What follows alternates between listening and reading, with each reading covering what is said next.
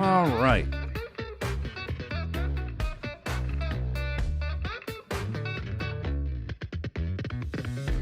I live a life of leisure.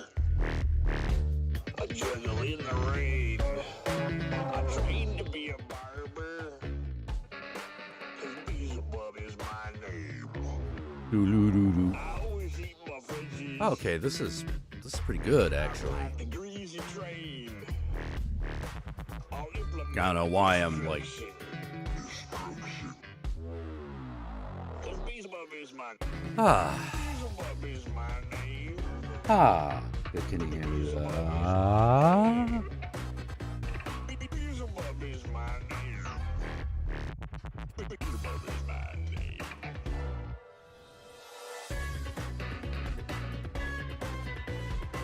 All right, just getting on for a little bit just to test out the new equipment. Well, I mean, new equipment, I mean, like, shit you can't really see. It's a new setup. Bunch of minor quality of life improvements, like putting the mic on a shock mount to get rid of some of the... You might notice that can't hear that as much. That you can.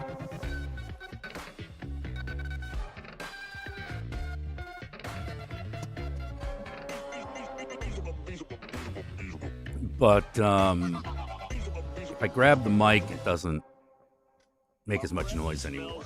So that's good. Also, there's a little less reverberation in general, which should make for a much nicer sound. Spell it out in Chinese. Beelzebub is my name. Hoodly doodly.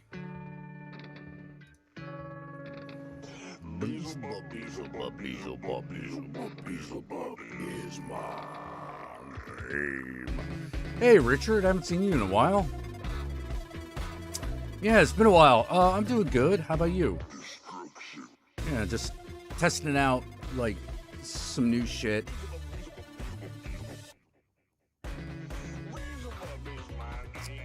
You know, mainly put up a secondary light, put up another light, and got the mic on a shock mount.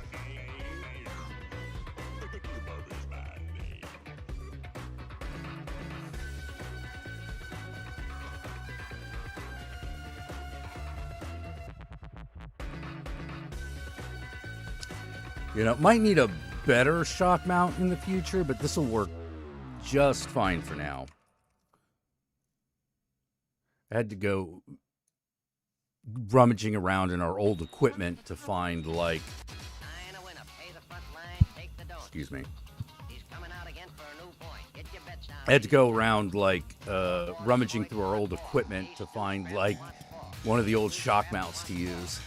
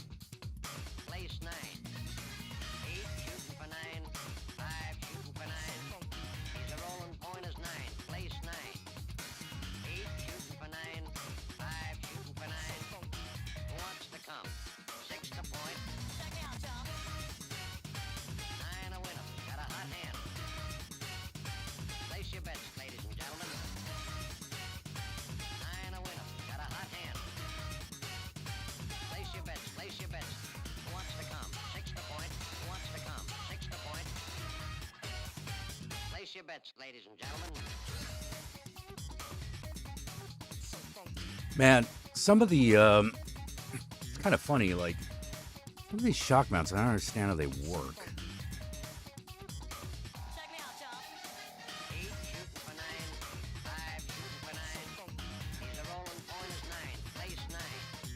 Aw.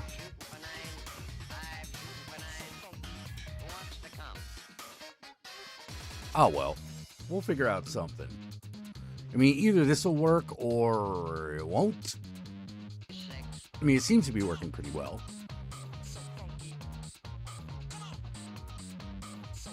Coming out again for a new point. Bets down, ladies and gentlemen. Who wants the hard four? Five wants four. Check me out, John. Four fours to point, mark four. Ace, deuce, scrap, mark Oh, God. I've forgotten what ace, deuce, brand of microphone this is. scrap, one. Nine, a winner. Got a hot hand, hot hand. Nine, a winner. Got a hot hand. Place your bets, ladies and gentlemen. Nine, a winner. Got a hot hand, Look. hot hand. Nine, a winner. Got a hot hand. Who wants to come? Check me out, John. Nine, a winner. Got a Okay, apparently it's called Electro Voice. place your bets, ladies and gentlemen. Let me make sure. Nine, a winner. Got a hot hand. Place your bets. Hey, Fox, what's up?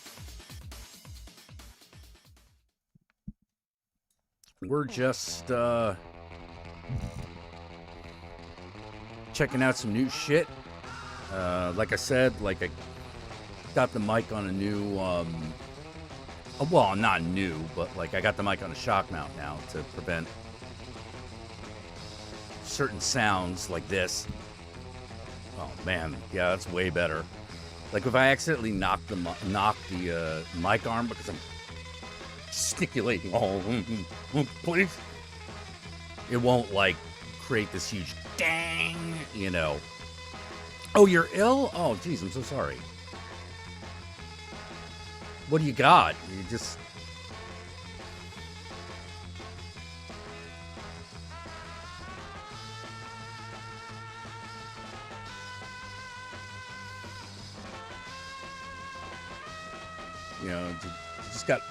you got the flu or something more serious?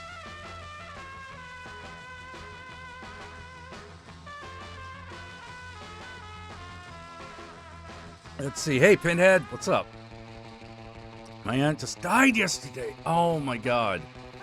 I'm so sorry about that. My grandmother died 2 days ago. My grandmother, she died. She's 107. My Chinese grandmother. Oh, geez, Fox, what's going on?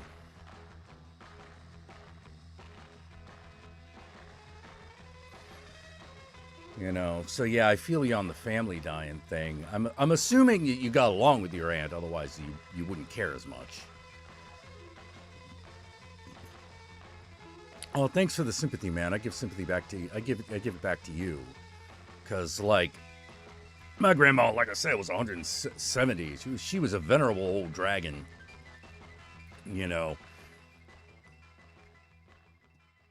And she, for the last, this is so funny. The last, 8 years of her life, she had dementia.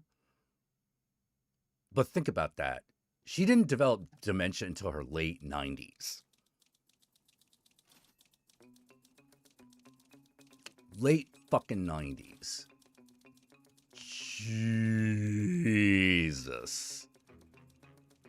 Oh, what was the horror film that she showed you? I gotta know the first one.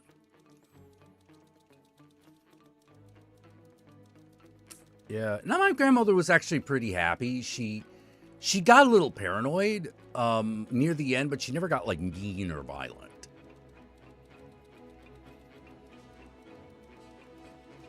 Inflammation and infection due to diabetes. Oh, I got diabetes too. Yeah, I got the beatus. Oof. Yeah, speaking of which, about time I checked my blood sugar levels. Phantasm. That was the first one. Ooh, that is a good one. That is a good first horror movie. That's a great first horror movie, actually.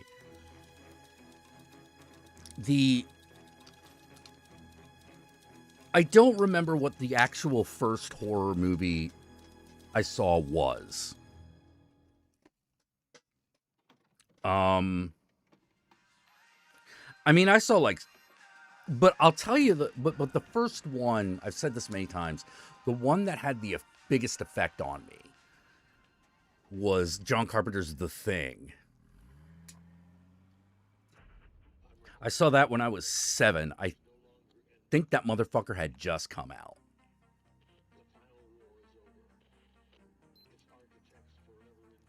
And that thing messed me up. Oh, okay. My blood sugar is 113. Okay, good. That's pretty good.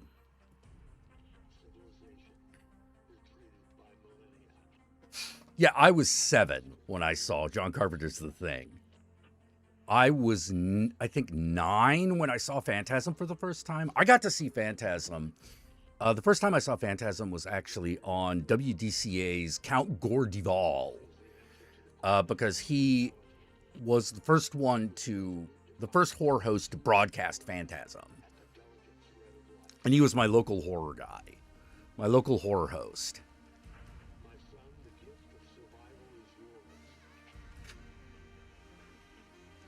You know, like before I discovered Elvira, there was Count Gore Duvall.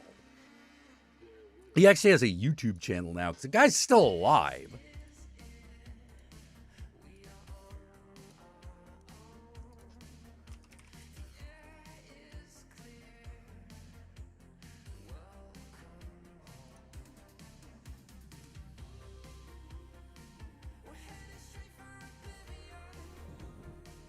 Yep. Here's one. I think this is a recent video. Let me double check. Yeah, it's from 3 months ago.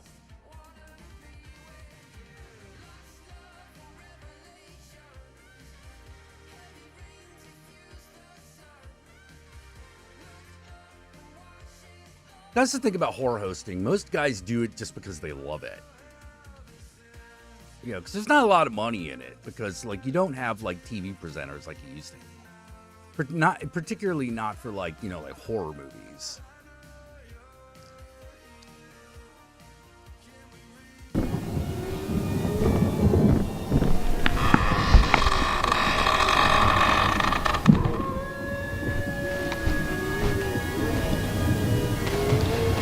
Greetings, I am the Count Gore Duvall and welcome to Creature Feature, the weekly web program where I bring you Dominique.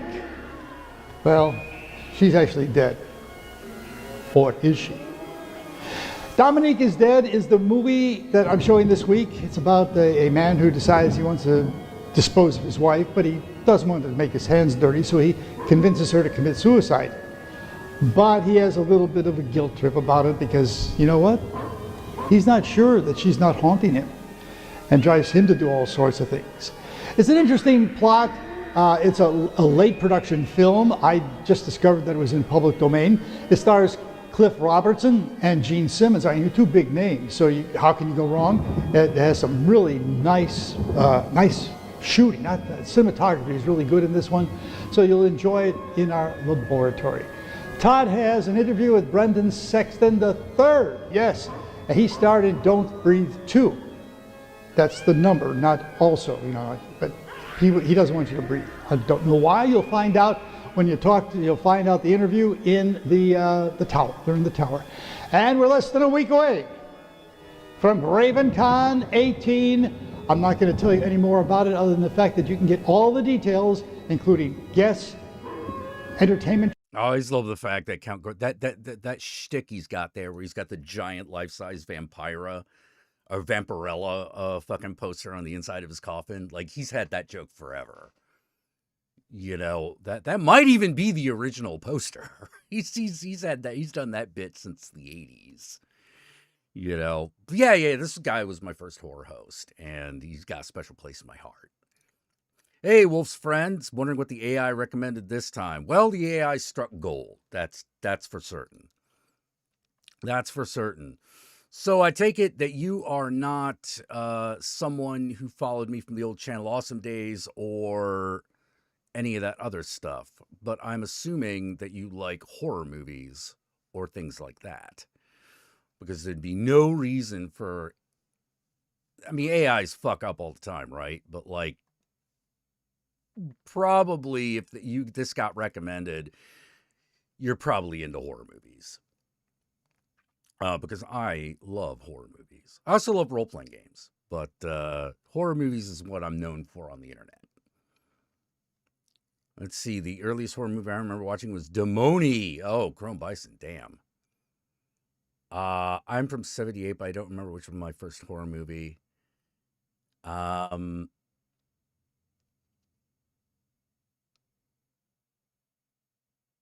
Yeah, I've loved horror shit since I was a kid. Like horror, cyberpunk,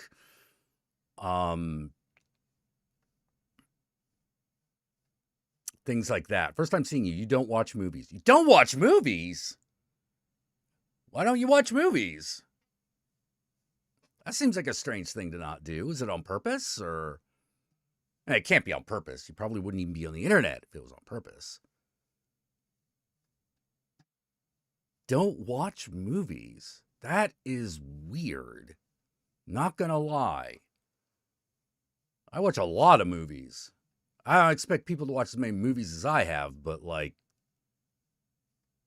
not even like Marvel shit.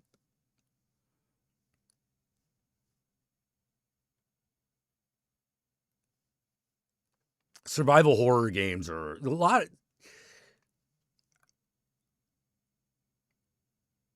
I love a good horror game. Movies are garbage now. Oh man, how would you know? You said you didn't watch movies. Ah, gotcha. If you don't watch them, you don't know if they're garbage. I mean, I'm not saying they're all winners. I've seen some bullshit recently. But there are a lot of great movies that come out all the time. There always have been.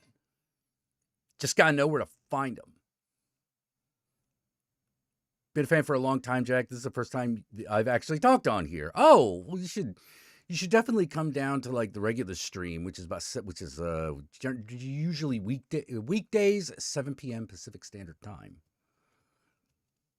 That's about when we start. You know, give or take. But it's great to see you. It's great to see you, talk with you. I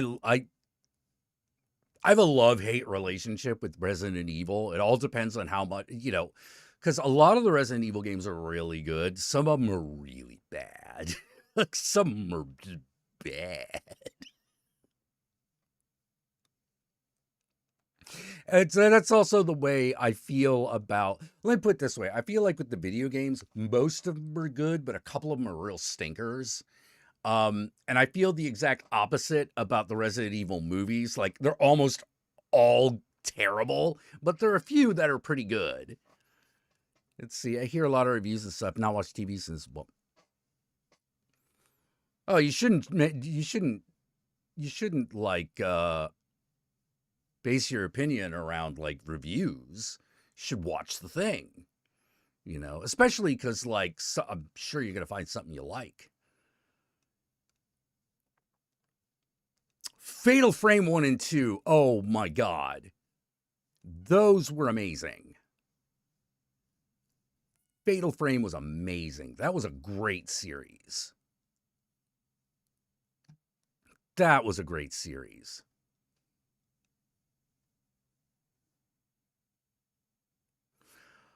I fucking loved it. The one that always got me, I think they both the games did this. But the 1 and 2 was was done a little bit better. Was the woman falling down the stairs in Fatal Frame? The woman falling down the stairs in Fatal Frame just got me every time.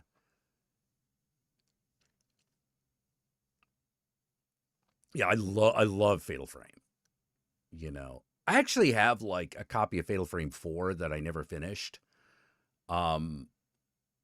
Because my vision was starting to blur, so I couldn't read the text. So it was like, fuck.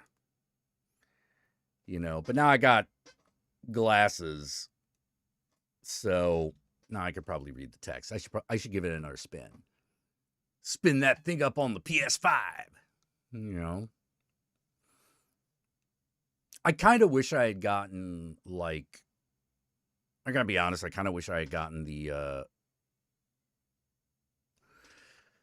a computer version of those games. Does Steam even sell them? Fatal Frame. Yeah, they do. It doesn't look like they have all of them.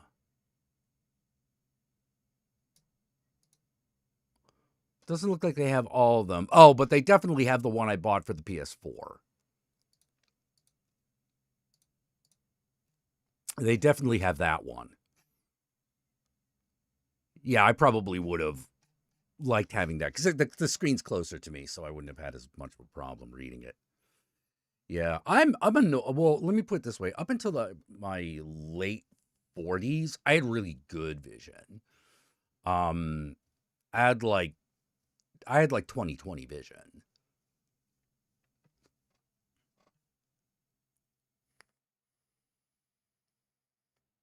Movies are too expensive? I didn't say you had to pay for them.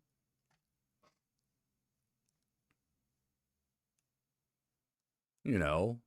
Plus, I mean, like, don't you have a Netflix account or something like that? That won't get you everything, but like, it'll get you a lot. It'll get you a lot.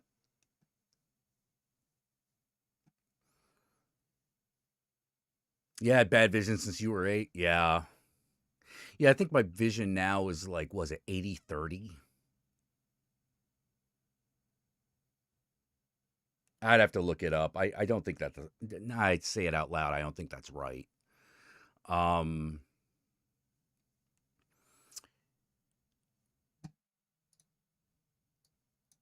Let's see. What is 80/30 vision?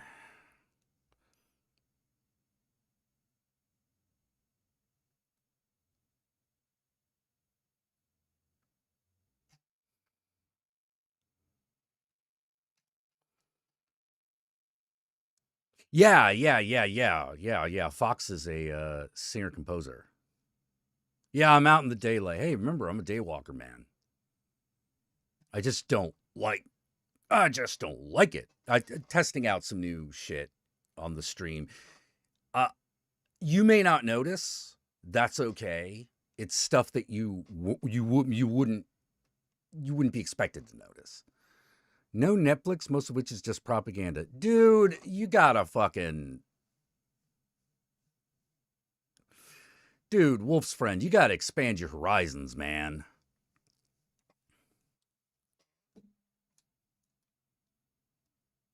I mean, we can argue about the essence of propaganda, but like, dude, you need some experiences under your belt. You know,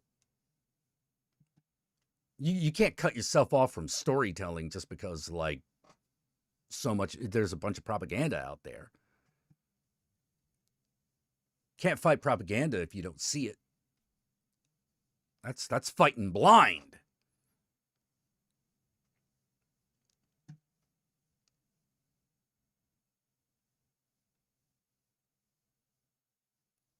Oh, you love the... Oh, I'm glad you love them. Like, yeah, you should. I really would love to, like, see you down at the regular ones. Hey, Jack, so your roots in from America and China? Yeah.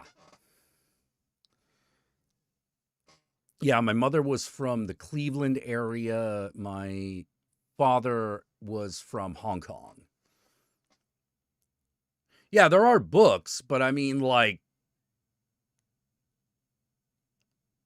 to not watch... Let me put it this way. I get not watching a lot of television. I get not...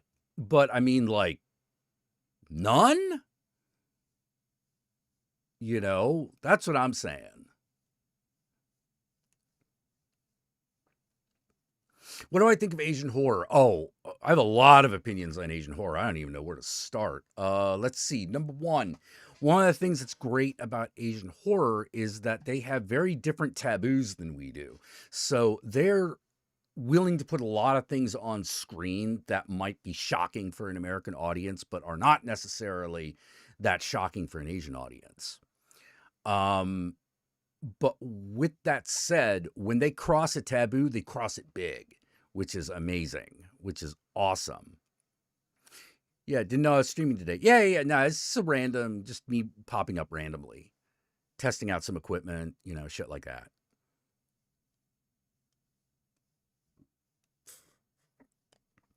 The other thing that's great about Asian horror is, there's a bigger willingness to go there, if you know what I mean. It's a willingness to go there, to really get stuck in with what's horrifying and frightening.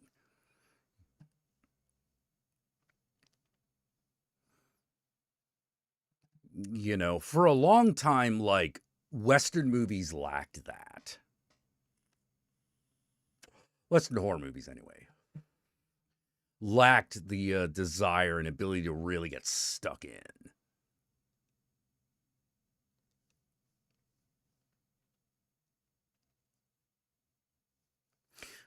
Tell me some of your favorite Asian horror. Oh, Tomie? Yeah, Tomie is great. I recommend reading the comics by Junji Ito.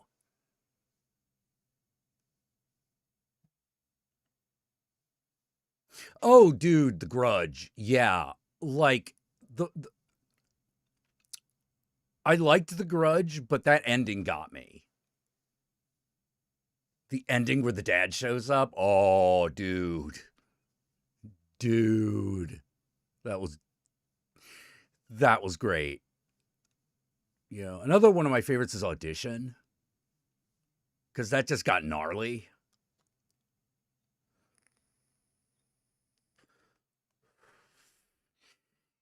Yeah, Pinhead, there's a big, excuse me, there's a big collection of all the Tomie stories that you can buy. A nice hardcover for like $40, I think, something like that. $30-$40. It'd be nice if someone could convert the Master of Horror's books to a visual format. Sorry, it's not possible in this world. Wait.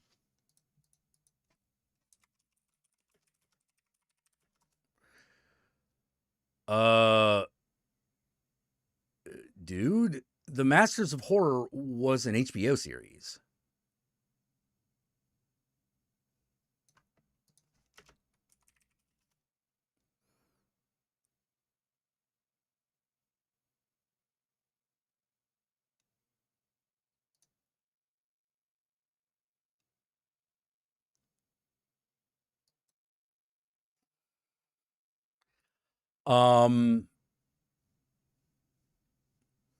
So, I'm not sure what you're talking about there. But you should definitely watch some stuff. I mean, there's some great flicks out there. I'm sure you'd find several of them you love. You would love. There's no reason to. Don't think that there's nothing good in movies and television just because a bunch of people on the internet said so.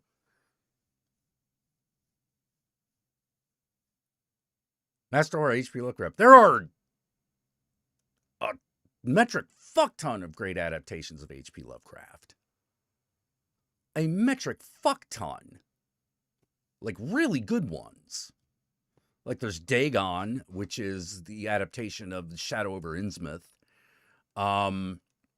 They did, there's a recent adaptation of The Color Out of Space, which is amazing.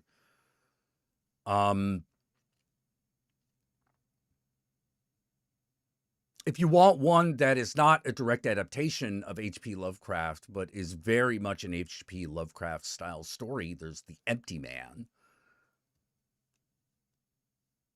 Like, so much so, it's actually set in the Mythos universe.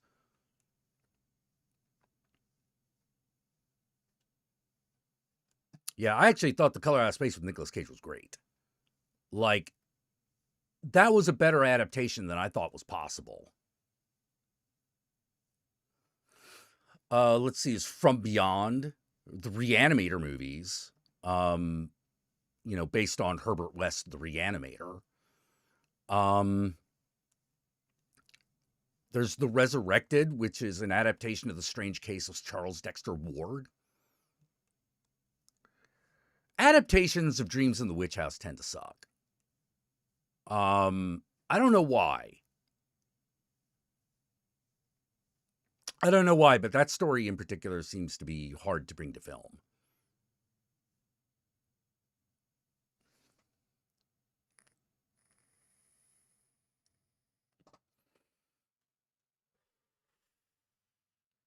There's the show Lovecraft Country, which is really good because, like, okay, so we all know that, like, H.P. Lovecraft was, like, really virulent racist. So Lovecraft Country is a really good twist on the Cthulhu mythos, told from the perspective of people of black people in I think it's South Chicago. No, it's not South Chicago. It's actually set in the South. It might be in the Mississippi Delta. I'd have to recheck exactly where it is. But the important thing is black people. And it's really good. It's super fucking good.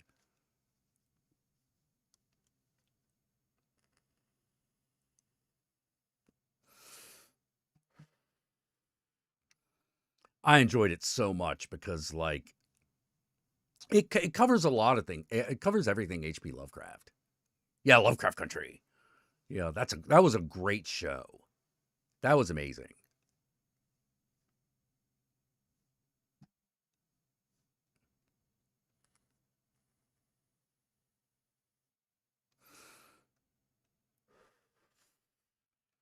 I think of all the H.P. Lovecraft adaptations, I think my favorite is Dagon, which is the Shadow over Innsmouth adaptation. There are a couple of other adaptations that are supposed to be Shadow over Innsmouth, but they're not as loyal to the text. Like, Dagon is actually quite faithful. It's just set in Spain instead of New England. Yeah, the Jim Crow area. Yeah. Did I see the movie Necronomicon? Fuck yeah. Your access has been revoked, Mr. Lovecraft. You know? Dagon, yeah. The funny thing is that Dagon is not an adaptation of Dagon. It's an adaptation of the Shadow over Innsmouth.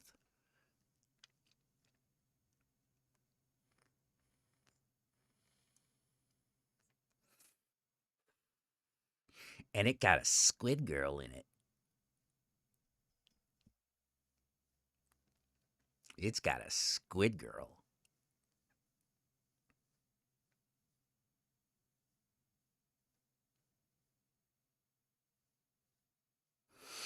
Oh, man. But no, Wolf's friend, you gotta watch some movies, watch some TV, you know, like, find something you like. I'm sure.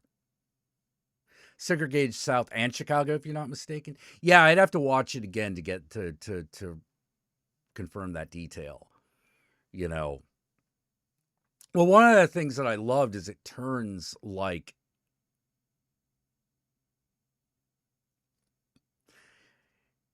it's an inversion. It's an inversion that I really liked, which was, yeah, when you think about it, like, all the Cthulhu cults always have their, like, origins in, like, Africa, Southeast Asia, you know, places like that. Those are the people who worship the old gods, those untrustworthy non-Caucasians. Doesn't that mean that in the world of H.P. Lovecraft, black people inherently are magical? Not like in a magical Negro way, but like for real. Like, don't they have like elder god powers? And Lovecraft Country's answer is, yeah, kind of.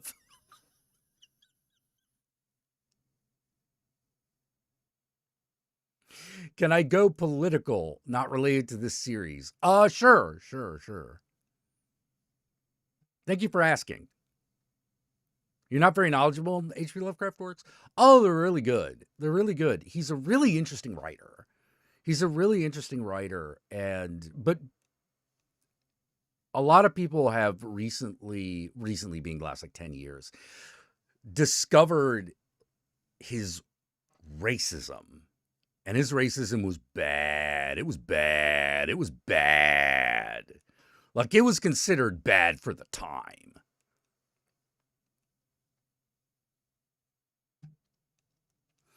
You know, but when you read it with that white supremacy in mind, you realize something very interesting about Lovecraft, which is the horror not of whiteness, but of being white and realizing that you are insignificant in the face of the universe.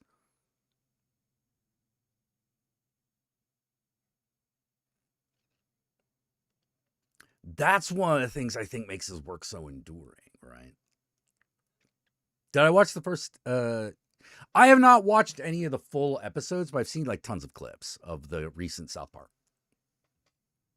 I just haven't sat down and watched a whole episode. But if it was a clip flying around, I saw it.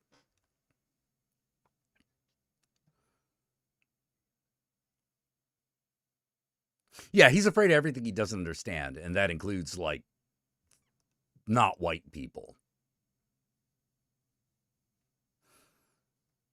Oh, when they had, when South Park had Trump talking like their version of Saddam Hussein. Hey, guy, relax, take a rest.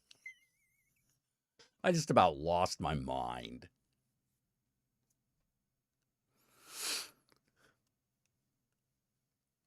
Hey, Johnny, what's up?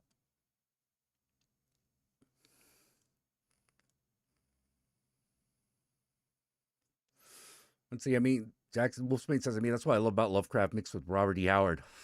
Both offer an interesting window in adapting to a new world during time. Yeah. Like, both of them are little white supremacists, but their fantasy offers an interesting perspective on it,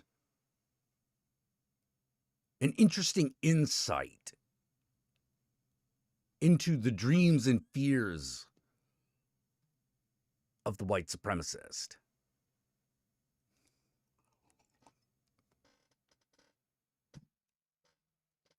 That's why I think their works are important. That's one of the reasons I think their works are important.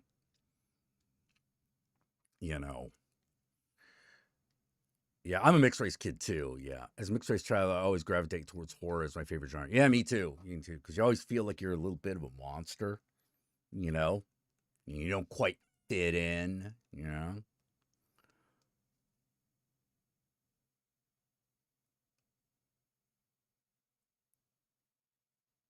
Oh, you finished your house sitting job? Oh, okay. Ended up with 7 because the client decided to stay longer on their rate. Yeah, there you go.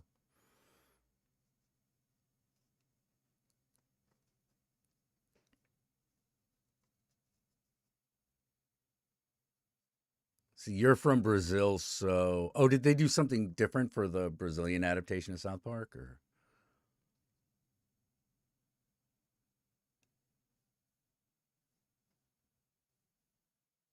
Let's see. The chronic illness and having to inject myself. I always felt like Dr. Jekyll trying to keep back Hyde. Oh, yeah. Yeah, right. Lovecraft is the fears of the fall of waspiness. Yes, exactly. Howard is kind of when the Gilded Age rot and Enlightenment attacks the lower class peasants. Yes. Good insight. Very, very true. Very true. Ever listen to Voluminous podcast, reading and analyzing the letters of Lovecraft? Oh, no, I haven't.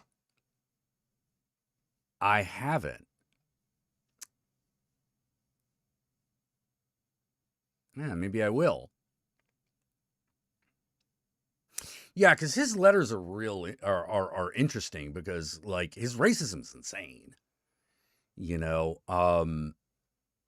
Like, literally, like, you're almost like, are you paranoid schizophrenic, dude? But at the same time, he's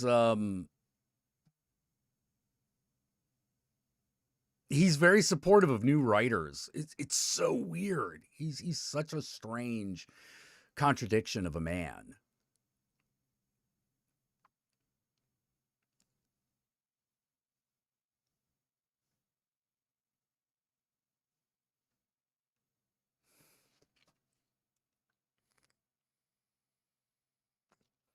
My local Lovecraft expert, Leonid Kessler. Actually, I wouldn't say local. He's just the guy I know. He's actually in Ohio. I'm in California. fucking he played Lovecraft uh in several productions, in several theater productions, and he talks about he will talk to you at length about the racism of H.P. Lovecraft, and his whole like journey to reconcile playing Lovecraft. Like here's the most fascinating contradiction of Lovecraft. Huge racist, right? Yeah. Big feminist. Absolute believer in women's rights. Staunch supporter of suffrage. Like he would go to the hilt for that.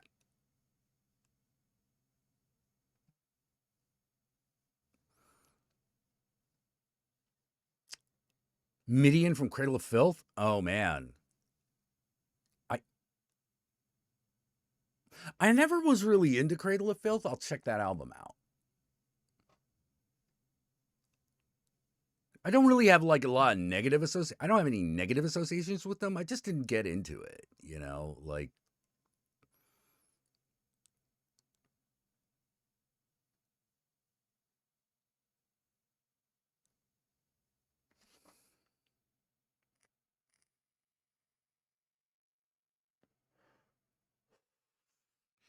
yeah, it's a surprise stream, Delta Oracle.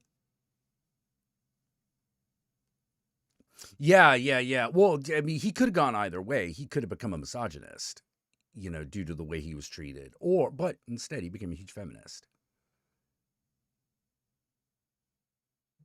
Yeah. Those things weren't as tied together back in the day. But that's what I think is interesting.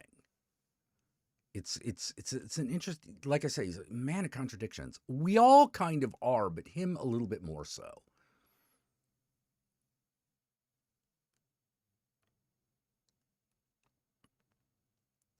Oh god, we're talking about martial arts.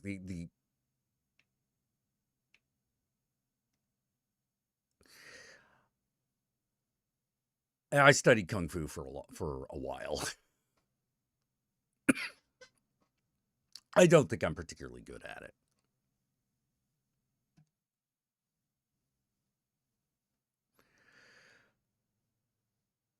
Ha! Tin Man. Saw a stream, thought the whole day went by. What? Yeah, it's just me randomly popping up on the weekend. I usually don't stream on the weekends. I just thought I would come on. I wanted to test a bunch of equipment, and a new light setup. Jeet Kune Do is interesting. That's a real interesting one. That's Bruce Lee's. That's an interesting one. My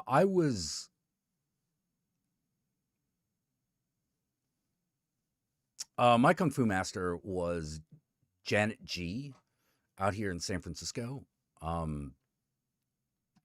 She's actually attained Grandmaster. She attained Grandmaster, actually.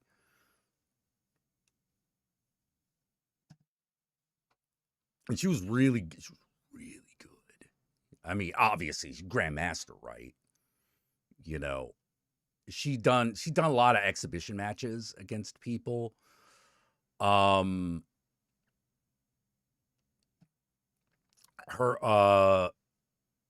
one of the moments, you could tell there was a bit of pride here, like she defeated Jackie Chan in an exhibition match, although she was like that sounds really cool, but like you have to remember Jackie Chan's more of a stunt man than a martial artist.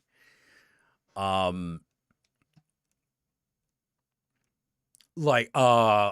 she was like now Jet Li. She's like Jet Li's serious martial artist. Like he was hard. She was like he was hard to fight.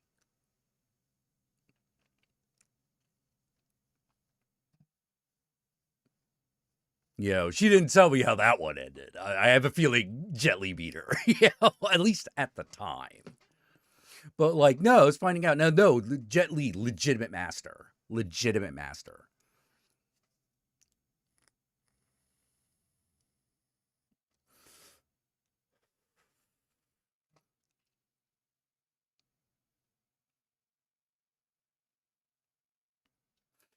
Yeah, she never fought Bruce Lee because she was too young when he died.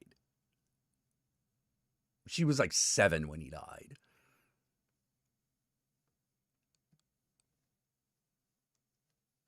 Yeah. She says that the people that she had the hardest time beating were the Shaolin monks. She's like, those guys are on a completely different level.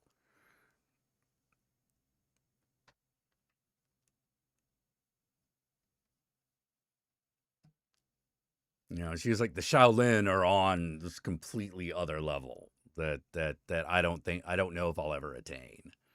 You know.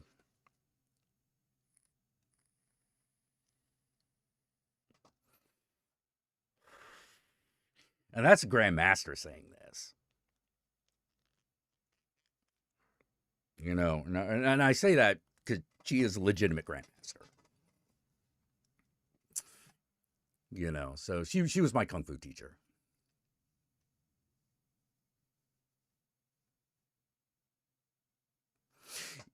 Yeah, the Shaolin, for them, it's you know, it's about mind. It's about mind, spirit, and body acting as one. And apparently, that gets some results, baby. You know,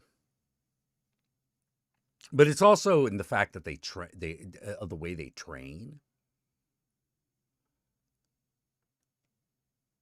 Yeah, Jet Li's a legend.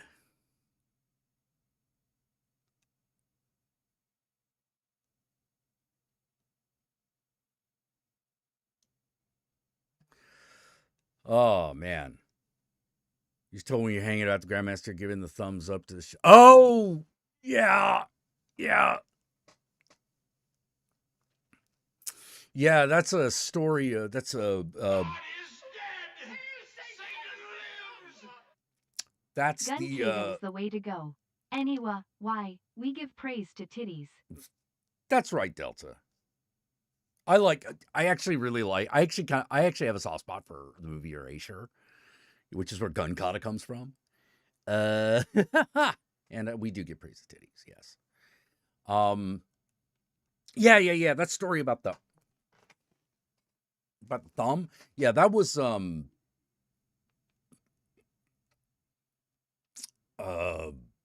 it was a Buddhist monk.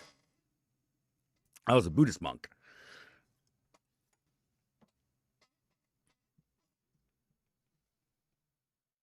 Yeah, there's a martial arts story about this one guy called Crashing Waves.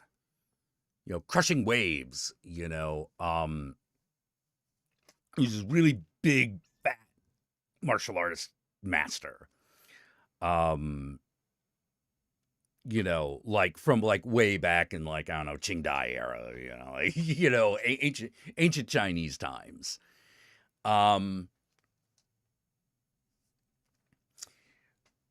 Where if you got into a private match with him, he was undefeatable. But if you got in an exhibition match with him, you would defeat him easy. Because he had stage fright.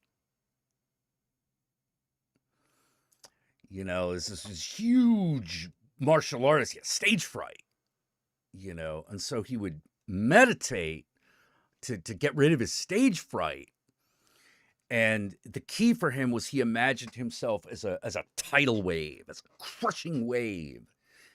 And when he sees this, like, it all comes into place. He has the moment of Satori. He has the moment of enlightenment. And from then on, he was undefeatable anywhere.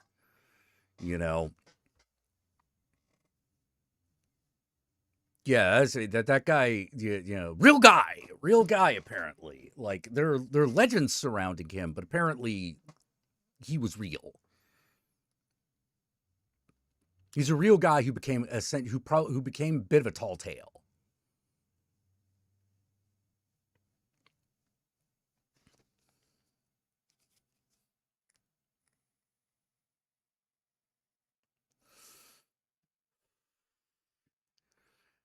Your master was a Vietnam veteran, went to Japan to learn karate all the way, and went to Fresno to teach young punks.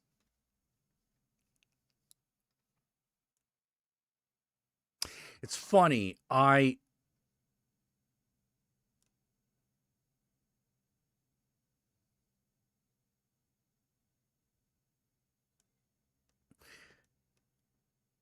It's funny to say that I stopped practicing kung fu because there were other things I wanted to do in life. And I think one of the things was that I didn't understand why I was doing it because I don't actually want to fight people.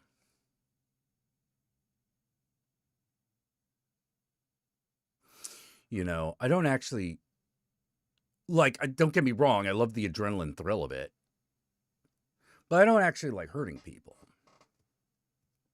Um, I'm of the opinion you shouldn't beat up someone unless you're sure you oughta.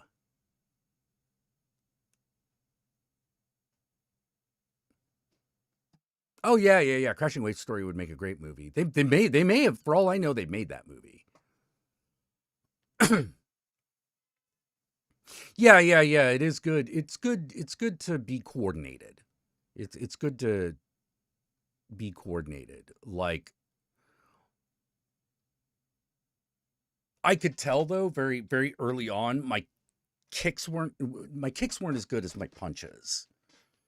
My hand strikes were a lot better than my kicks.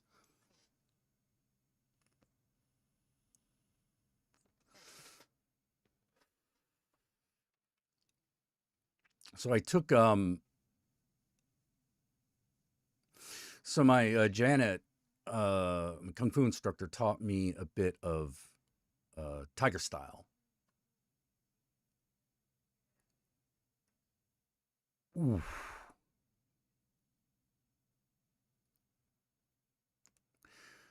Which is a lot more hand strikes. Dude, that shit's brutal. That shit is brutal. Like that's training to straight up maul people. It's a little scary. It was a little scary because of how simple it was. You're just like, oh man, no, a human being can really fuck up another human being.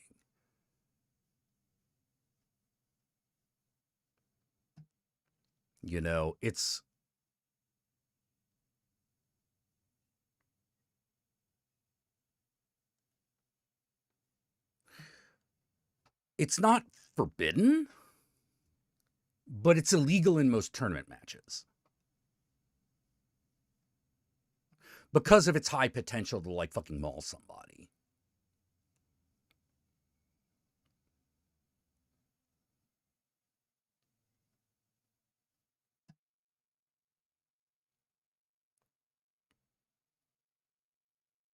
It's pretty gnarly. Like even just training on like a dummy for a few hours, you start to go like, Jesus Christ, like yeah, you could really hurt somebody this way. It's actually a little sobering. Hey, Cape Witch.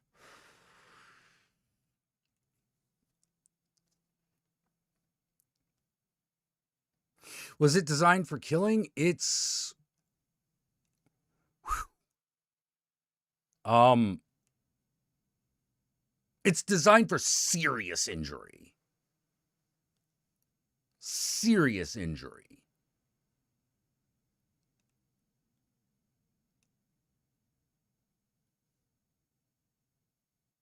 Because you're not just striking a guy, you're reaching out and you're reaching out and grabbing. Reaching out, grabbing, twisting back. So like yeah, you could really fuck someone up bad that way.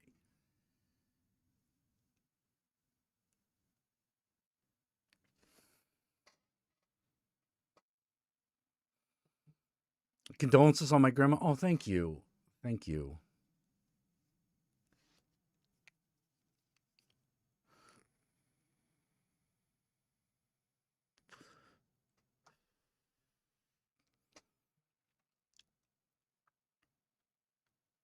Yeah,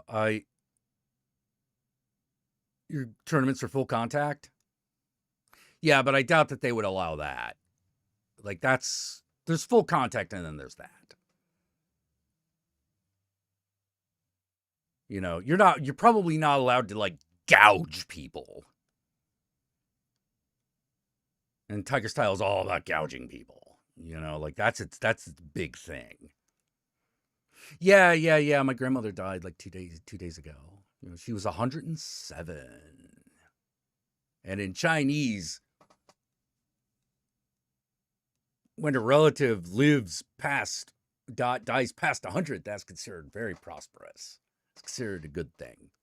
Still very sad. It's still sad, don't get me wrong. But I think when you live that long, everyone's kind of had their opportunity to make their peace with your passing.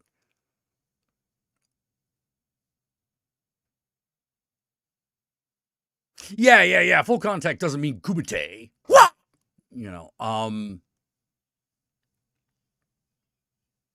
No, you're not allowed to gouge people's eyes out. Yeah, exactly. Exactly. Like Tiger Style is all about that kind of shit.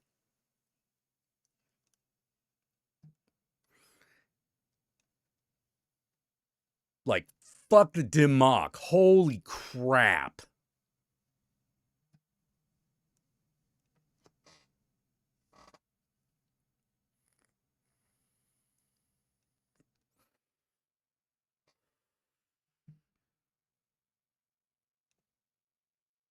Oh, as a 9-year-old, it's pretty intense. Oh, yeah, yeah, yeah, yeah, yeah, yeah, totally, totally. Muay Thai is no joke. Muay Thai is no joke.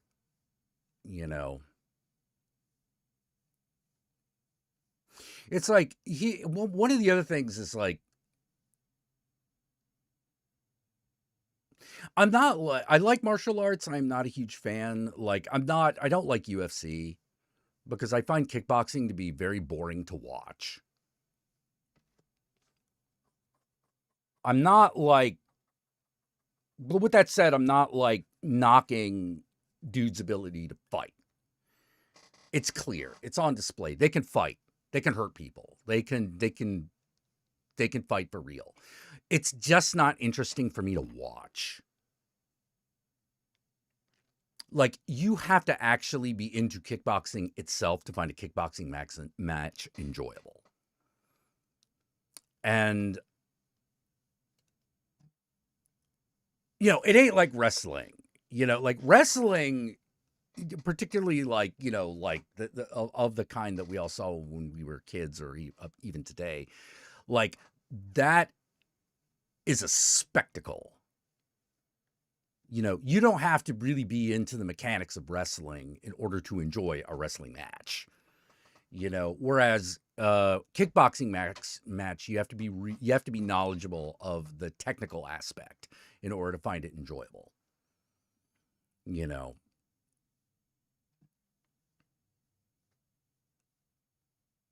Yeah, martial arts should be for self-defense and not for spots.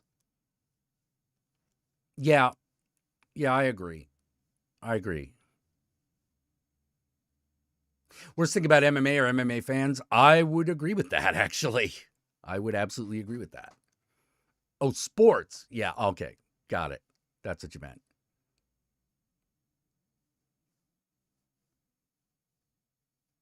Yeah, yeah, Jeet Kune Do is really, really, really, really interesting.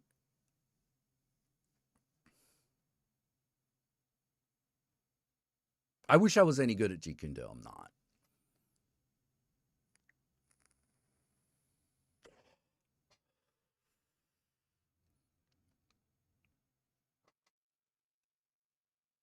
Yeah, pro wrestling is designed to entertain. Yeah, yeah, yeah, exactly. Whereas in my opinion, kickbox UFC is not.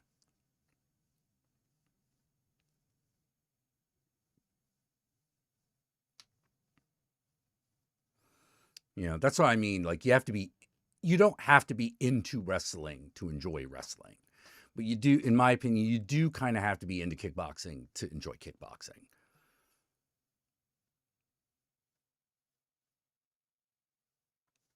Yeah, John Cena does seem like a cool guy.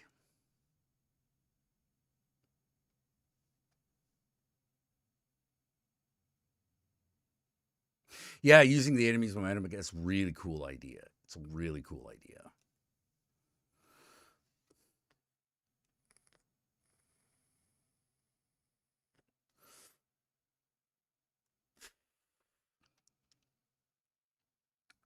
Oh God, now my brain is like dredging up old kung fu shit like the 5-wheel fist. The 5-wheel horse and the 5-wheel fist, you know.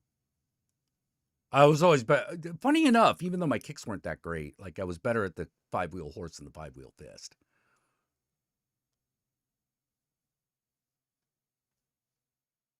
Capoeira. Capoeira is cool.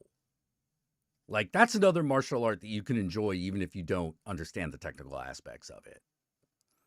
Like that capoeira is real cool looking.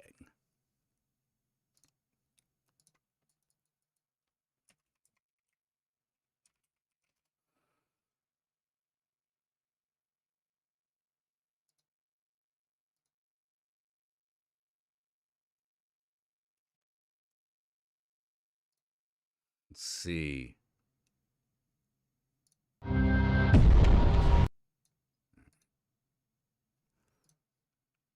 You know, like this is capoeira.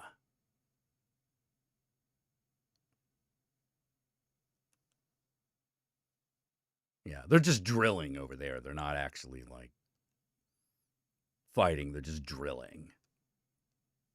But imagine this going like twice as fast. So like that.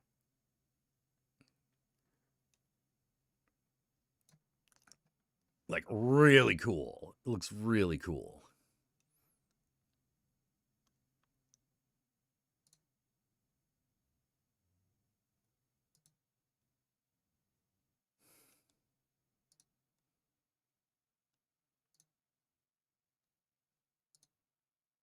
You know, because it's all based around dancing. Using the momentum of dance to Jack, Babylon question. What is the relationship between the elders of Babylon, the gods like Satan and Lilith? Aha. Okay. It's a bit murky.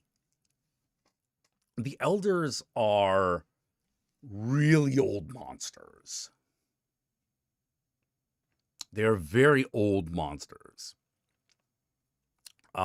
Lilith there is an elder called the Lilith who may in fact be Lilith. You're not supposed to be sure. Then there are the fallen, otherwise known as the prince as the demon princes, the princes of hell. Of which Lilith is also one. And then there are the chthonic ones, which are like those are like the gods. And they have names like the Lord of the Crossroads, the Great Horned One, Babylon the Great, and things like that. And those are very, very, very old powers. Those are like eldritch they're like eldritch powers. You know, to behold them is to, you know, tremble before the might of creation.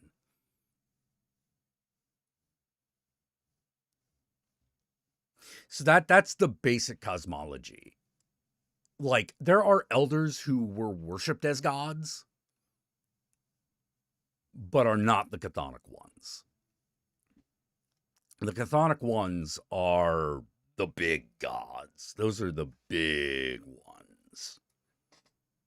Oh, what is Babylon exactly? Babylon is a role-playing game that I've been developing for the last 5 years.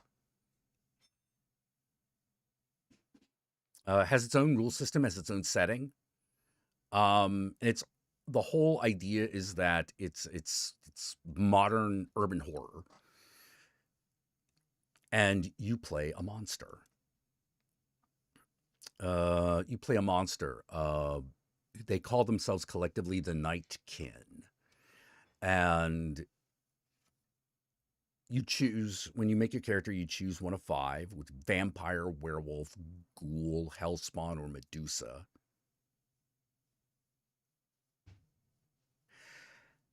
And you pick a class, and the classes are things like Muscle, Night Stalker, Gorgor Dancer, Occultist, Heretic, things like that.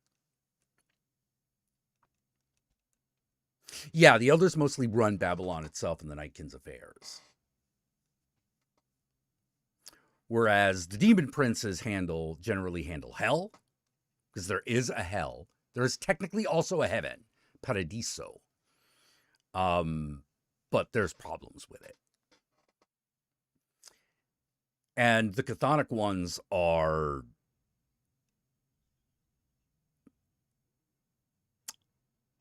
the eldritch powers. They're like eldritch powers, things that cannot manifest on Earth,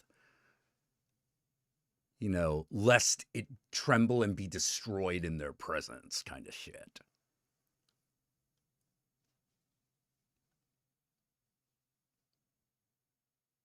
And they are very enigmatic, a little distant.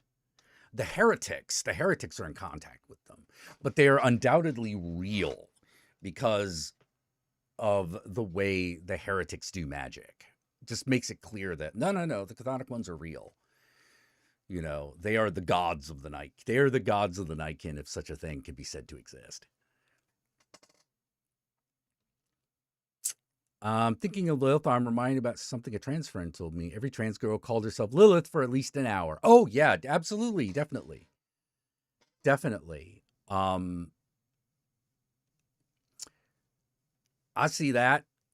I see that all the time. See, Lilith is an interesting figure who has been syncretic with a lot of other things, as well as her own thing. And one of the things that she is sometimes syncretic with is Ereshkigal, the Babylonian goddess of the underworld. And it is known that Ereshkigal has a thing for the gender nonconforming.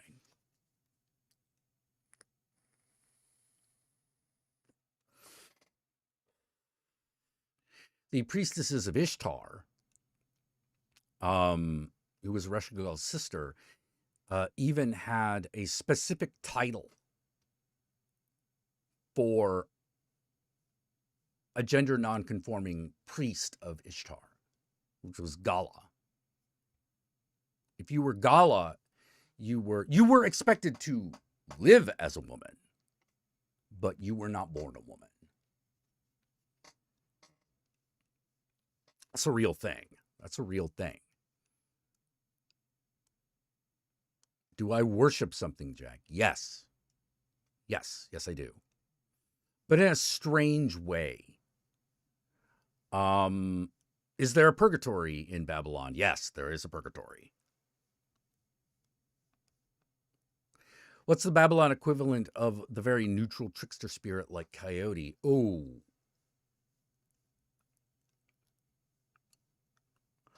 We haven't gotten into that yet. Because one of the things that we do want to do is introduce some of the folkloric gods.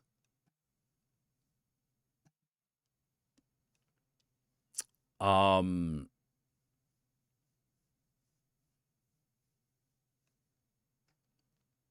we haven't done that yet. We haven't figured out how that fits in yet.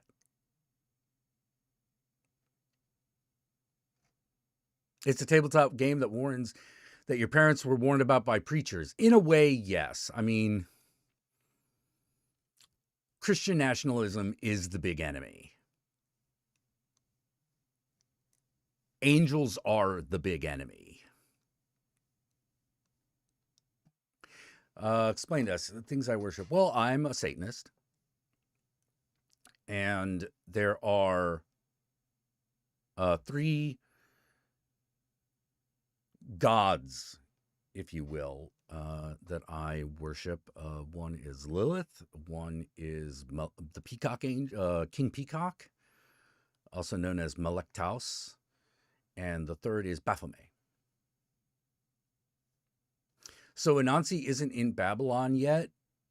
Babylon then? Not yet. is the answer. Not yet.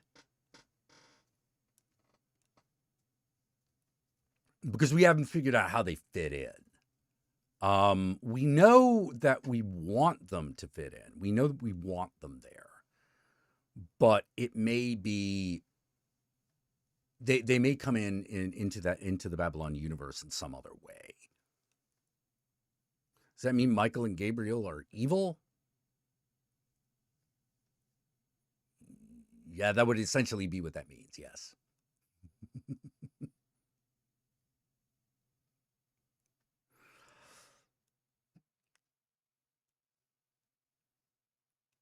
Let's see. My mother was Albanian. We have a long tradition of trans men in Albanian country. Really? Really? Interesting. Cool. You guys were kind of atheists. Oh yeah, I dig it. I dig it. My biggest, the hardest thing for me to explain is the way in which I believe in gods, which is I believe that gods, spirits, and those sorts of things are experiential. They're not empirical, meaning they're of the imagination rather than the physical world. But the boundary between the imaginary world and the physical world is a little porous. Things that come from the imagination can be manifested in the real world in one way or another. And you see this, and that is art. Art is the primary way through which that is done. In fact, when we're talking about magic, I think that magic and art are somewhat synonymous. I think that the difference within the modern mind is largely a linguistic construct. Because we know imaginary things exist and can affect the real world. You know, that's what language is. Language is imaginary. But you all seem to know what I'm talking about. You understand the words that I'm using. So it's real. But they only exist within the mind.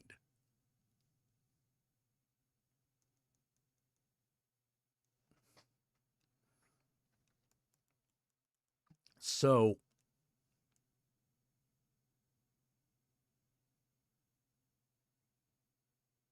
my morality is not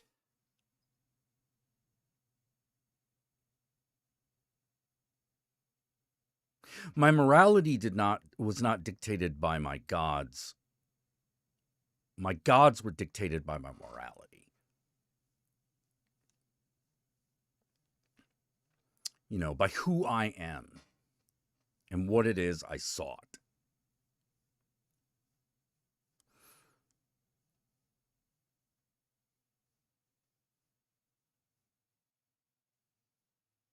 Will there be any mythological historical figures in Babylon? Yes. Yes, there are.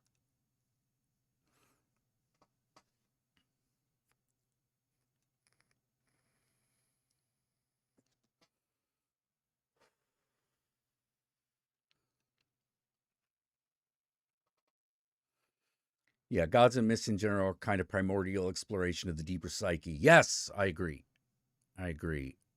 I'm not certain that they do not. I am not certain that they don't operate somewhat independently of us.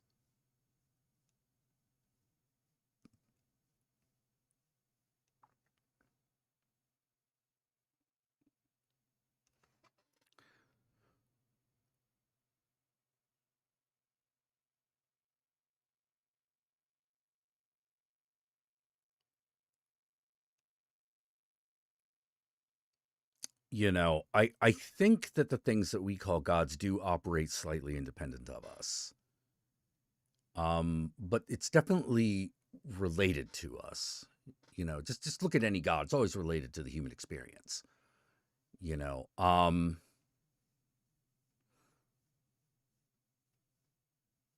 Oh, I'm glad I helped you get through a bad day, Pinhead. Yeah, get well. You embrace the idea of the ocean of the unknown. Yeah, yeah, yeah. What is that called? There's actually a mythological, I think it's Babylonian even, word for that. Oh, it's Sumerian. Sorry, it's Sumerian, not Babylonian. Absu.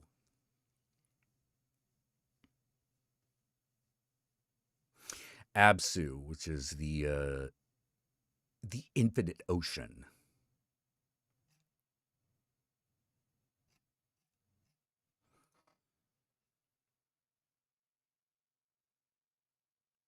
Spirits get twisted by people? Yeah.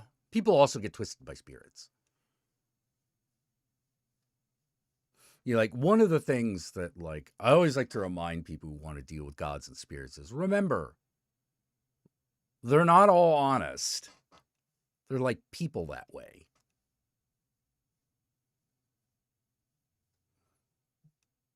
What separates a religion from a cult? Size.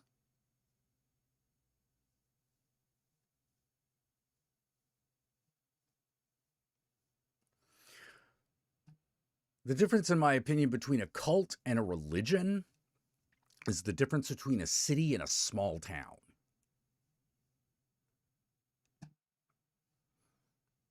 How many people can you get along with? How do you deal with outsiders? Those are the things that are the differences. Most of the other shit's the same.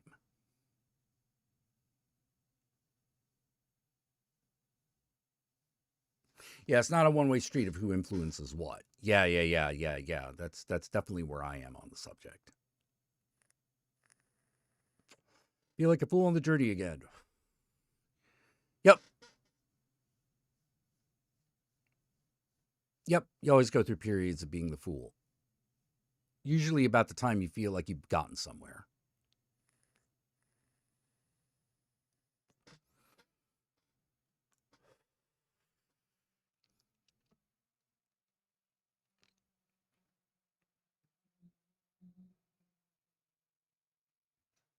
Yeah. So to me, cult is really just a matter of size because you can't make a cult bigger than X if you're too closed off from outsiders. Right? That makes sense. So it's really all about how you treat outsiders.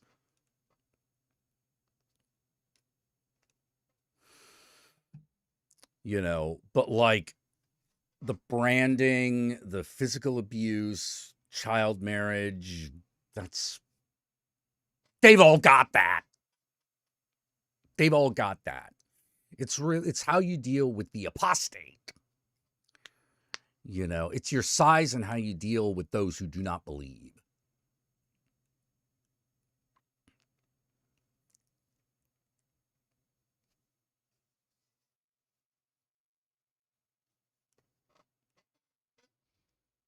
It's it's one of scope. It's one of size, scope, and how you deal with outsiders. That makes you a cult. A cult, as we think of it, usually has a singular leader. Not always, but usually. And it is a single narcissistic person attempting to shape the world in their own image.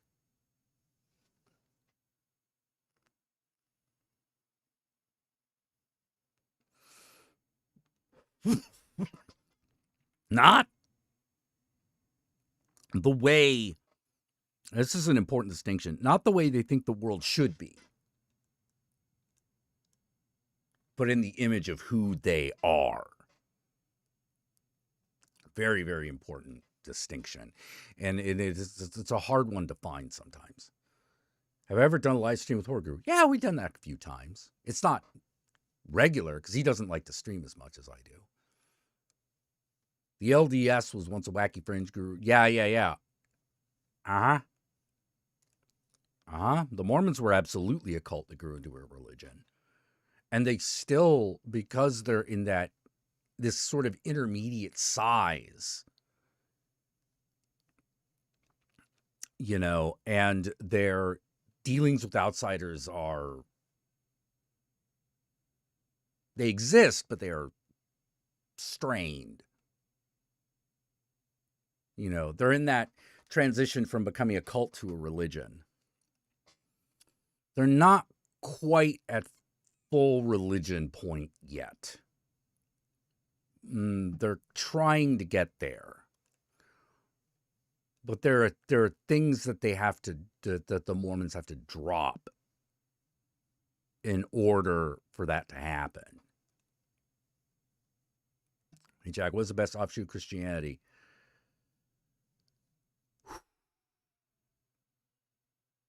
I think all Christianity's messed up beyond repair.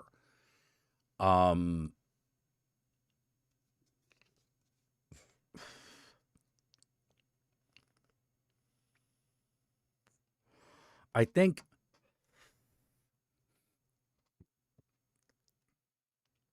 it as a religion is too hierarchical and too misogynistic.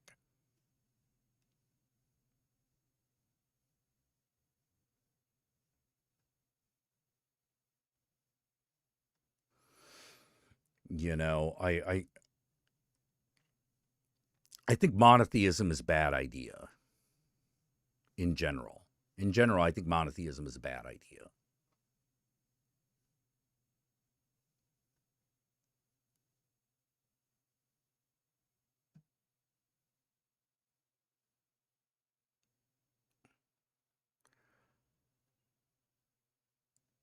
Let's see. I have an aunt who joined the Latter-day Saints because she was a fan of the Osmonds back in the 70s. Yeah, right. But try being not white and join the Mormons. It's harder. They make it harder.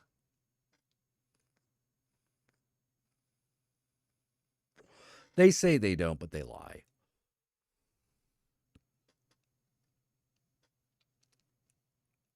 Well, the thing that's interesting about Jesus is Jesus stands is kind of in counterpoint to Jesus's teachings stand in counterpoint to what Christianity is, or what Christianity has become.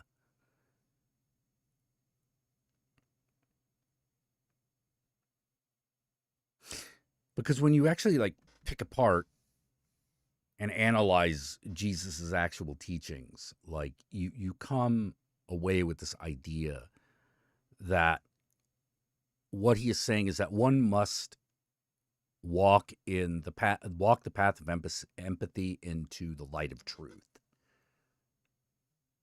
to be the Christos, the Christ-like one, and the way he talks about it is you get the feeling that he's not talking about something concerning birthright. He's talking about a state that one can achieve, much like Buddhism.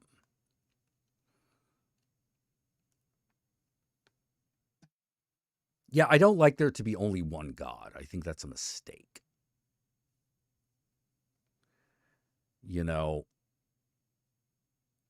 But one of the things that is interesting about Christianity is they focused more on the story of Christ. And that became the religion rather than the teachings of Christ.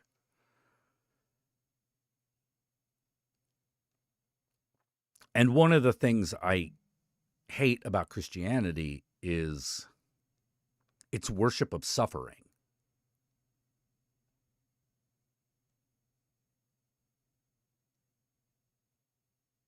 It worships the suffering of Christ,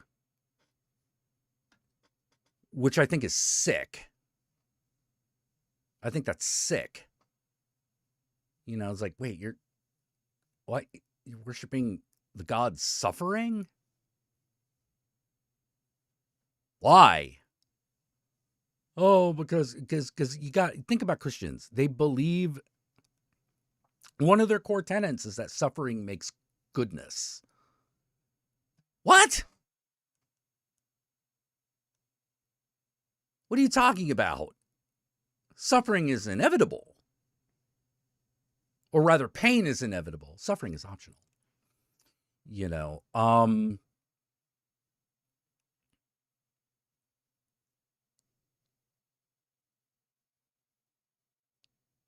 what do you mean by they worship his suffering? They worship his suffering. Think of the Passion of the Christ. What's that movie about? It's 2 hours of Christ suffering. The suffering is what they worship. I don't think they realize this.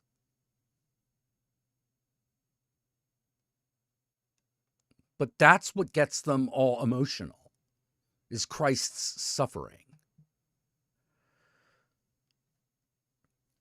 It's why they need to be persecuted.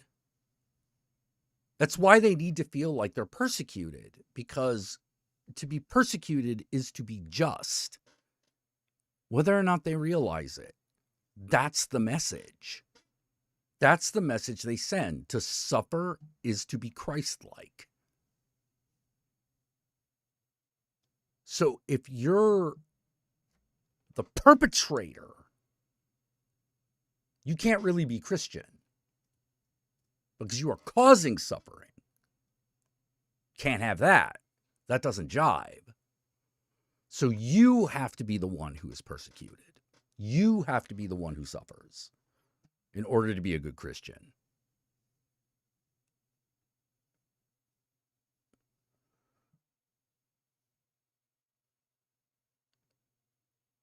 You know, it's no wonder a fucking...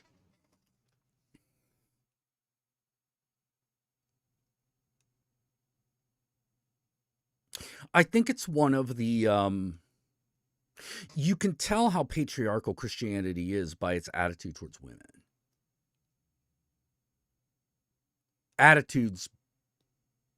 Their attitude towards femininity. It's probably a better way of putting it. Their attitude towards femininity is terrible.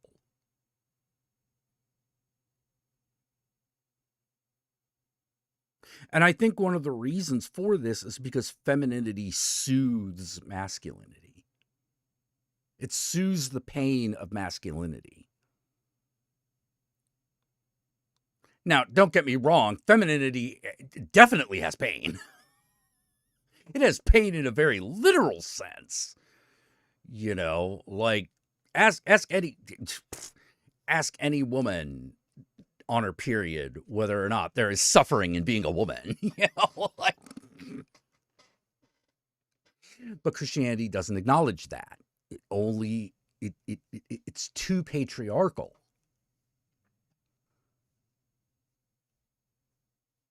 Maybe it's why they defend Trump. It is why they defend Trump, and it's always why he plays the victim.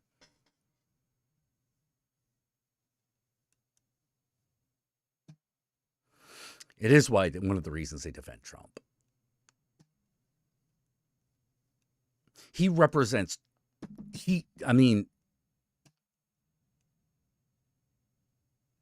I've often called him the Antichrist. But if you actually think about Christianity and the way it actually operates, as opposed to the actual teachings, you come to the conclusion of like, oh no, he is their Christ. He is their Christ.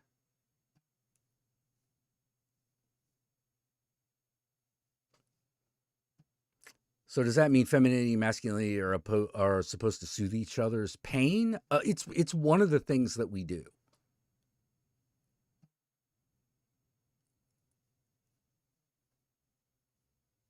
Yeah. The short answer is yes, cute little cat girl. The short answer is yes. I don't know about supposed to, but it's a thing we do. It's a thing that masculinity and femininity do for each other. Yeah, they see him as the pinnacle of masculinity, even though he's not. I know, right? He's dishonest. He is not in good shape. But they always put him in that Rambo body, and I'm like, what the fuck are you talking about? Like, they worship Trump. He is not their president. He is their demigod.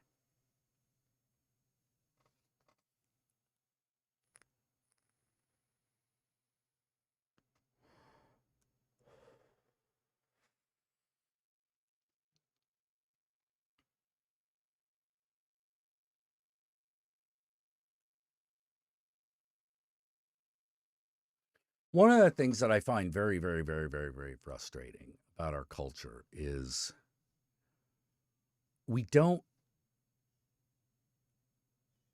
talk enough about what women like about men. We talk a lot about what they don't like, but we don't talk about what they do like. Interesting.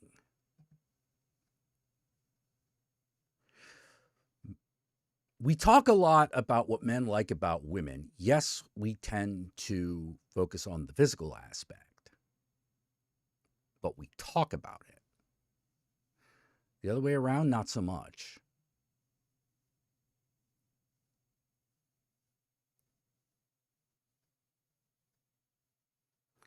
And much like Christianity, they worship the suffering of others. Well,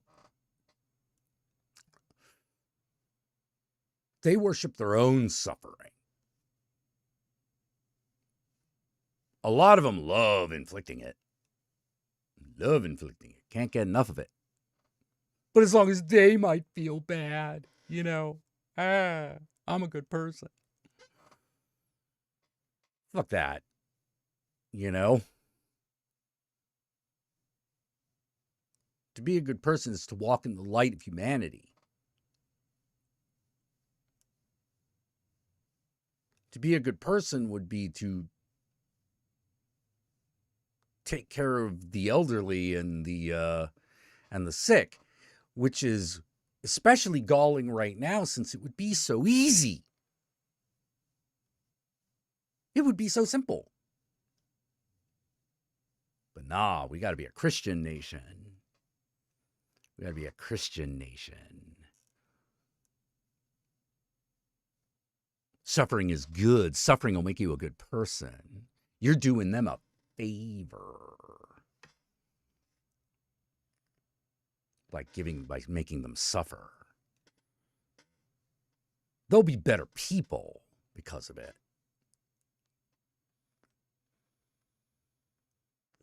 That's a justification. Sick, isn't it? Sick, isn't it?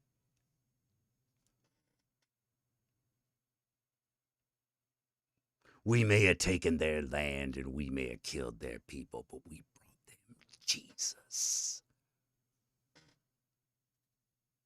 They say suffering will make good people when they're usually the products of suffering. Yeah. Good enough for them. Why isn't it good enough for other people?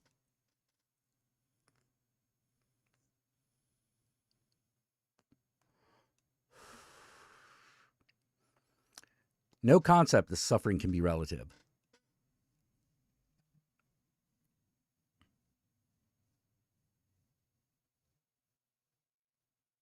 They believe empathy makes you weak.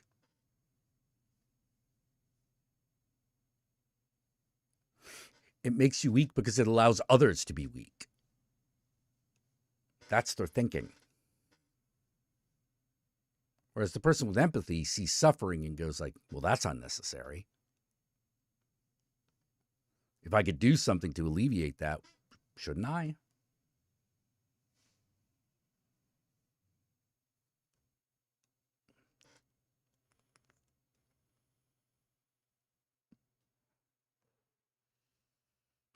But that don't get people all riled up and afraid.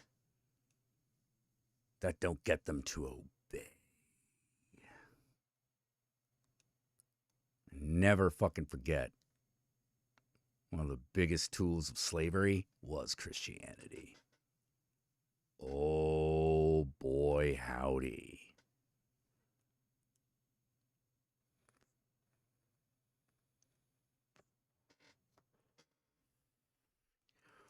Boy, howdy was it. Now, the Jesus of the Bible would not appreciate what Christianity has become. He would hate it. Hey, Riggs. Yeah, he would hate it.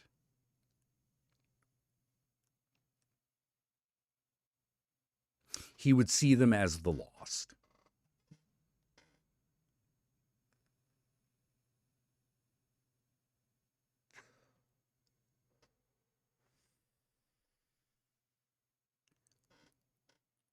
Found this video while on the alt-right ties of the Satanic Temple. I would love to know your thoughts on it sometime. Okay, well, here we go.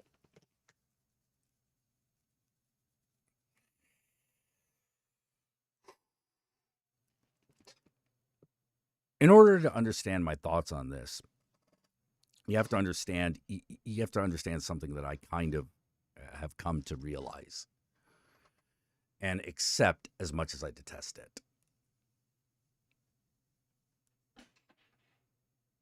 America is way more white supremacist than people like to believe. Way more. You think it's bad? It's worse. It's worse. So that it's so bad it touches everything. It touches everything. And right-wing people, alt-right, far-right, fascist, those people, they're among us. They're part of the world that we live in.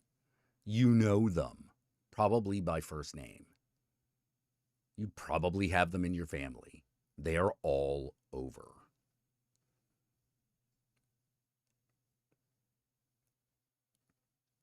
They are all over.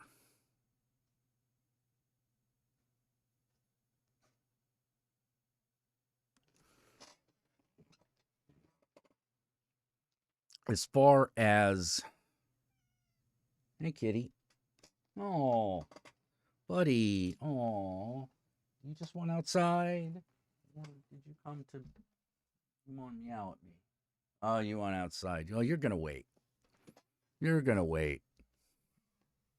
Yeah, black guy being president caused the U.S. to freak out a lot. Yeah, oh yeah. Why do you think they turned their back on democracy? Why do you think all of a sudden Russia became a friend? Meow. You can wait, buddy. Are there alt-right Satanists? Yes. Do some of them belong to the Satanic Temple? Yes. I hate them.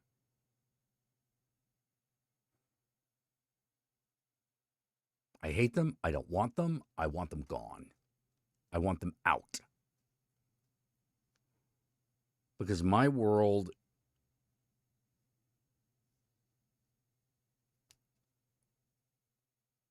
I have no fucking space nor tolerance for that bullshit.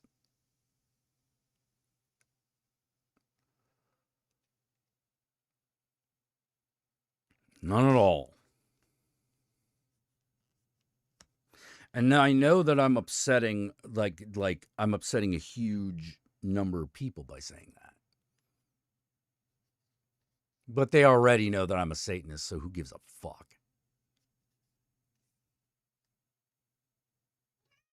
Meow.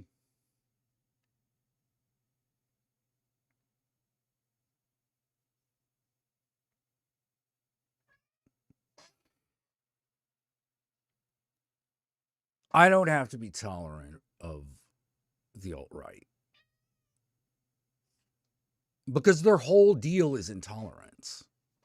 Their whole deal is intolerance. Fuck that. That's where the conflict comes in.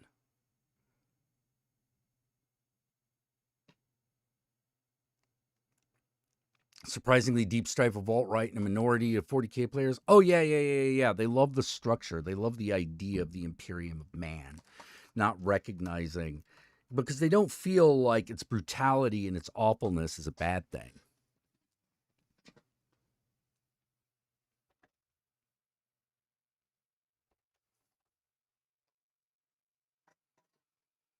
But it is, Blanche. It is a bad thing.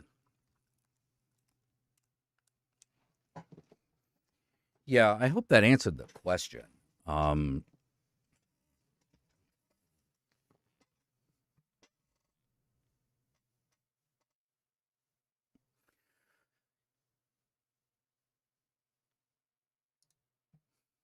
Hope that answered the question. Oh,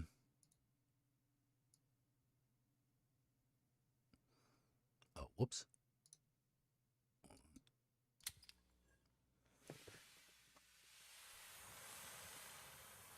Yeah. I wish those guys weren't around, but they are.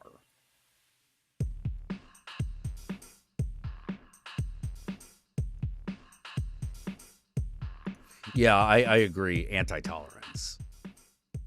Yeah, so you're either pro-tolerance or anti-tolerance. You know.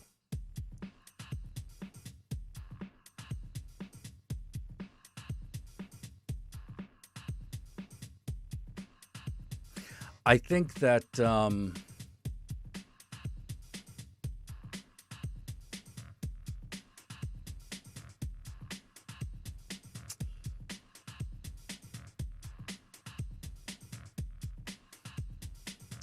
yeah, I think it's unfortunate. It's unfortunate. You can't really avoid them. You can just I try to avoid them whenever possible, and that has to be, and hopefully that's enough. Yeah, they think 40K agrees with them, and it's like, no. It's fantasy, bucko. Yeah, Crystal Method. Oh, yeah.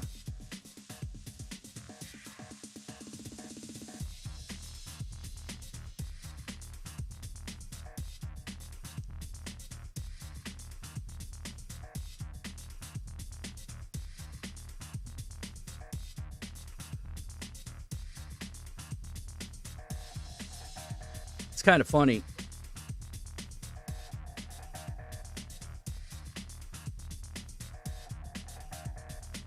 I think a lot about this stuff.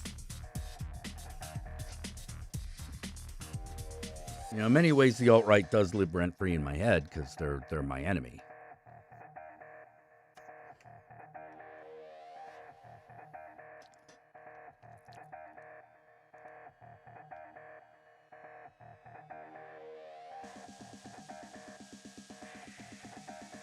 Yeah. But they want to be the Space Marines. They want to be big.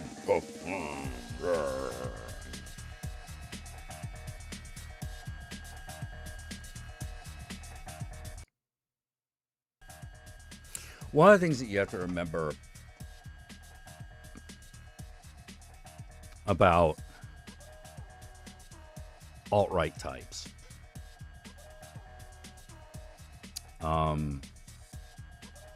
First of all, they're either wrong or they're liars.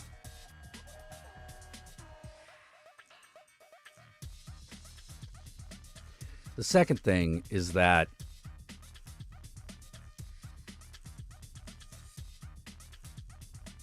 they are afraid.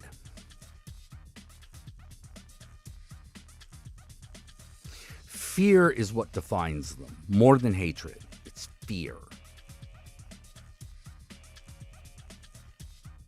The world is changing in ways that they cannot understand. Remember that too. They can't understand it.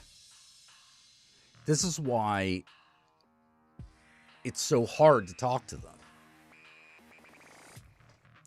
They don't actually understand what they're afraid of.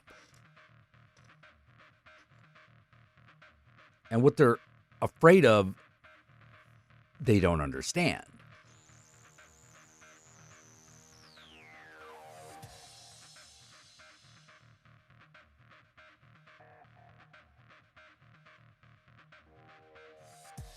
They're weasels trying to be snakes? Yeah. Yeah. Yeah, that's not a bad way of putting it. That is not a bad way of putting it at all.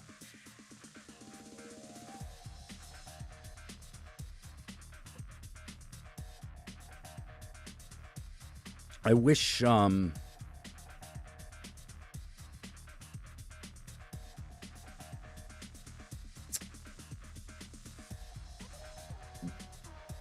one of the things that a lot of people talk about is like, how do we win these people back? And I'm like, oh, you don't.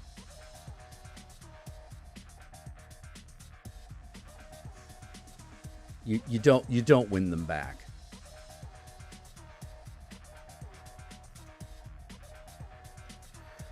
You have to change the culture instead. And they know this. That's something that they understand. That's why do you think they fight culture wars all the time? Because if the culture shifts, then those who benefit the most from fascism all of a sudden start losing power.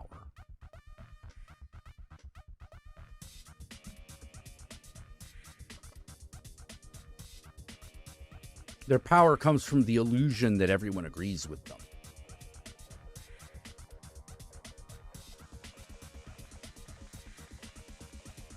And you gotta understand, the way that they talk to liberals, that's the way they talk to each other.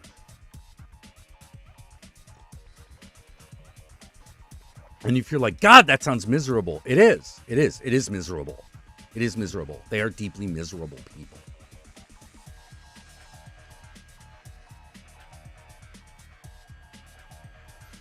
Like, that's something I've found as a constant. They are all deeply miserable.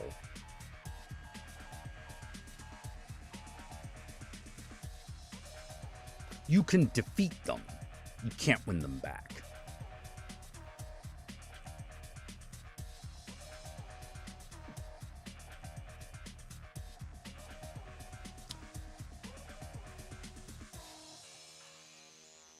You know, sorry.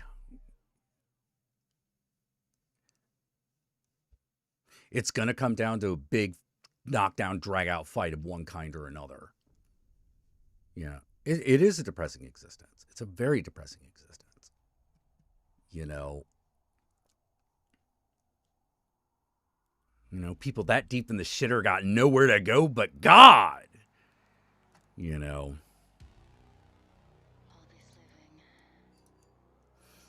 You know, I'm not saying forgive them.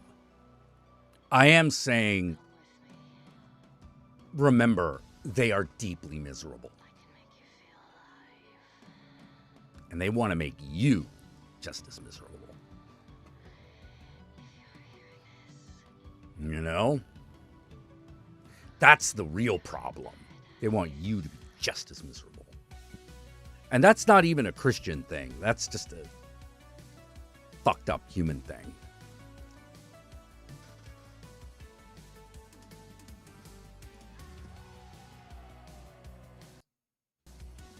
I don't know why we do that, you know.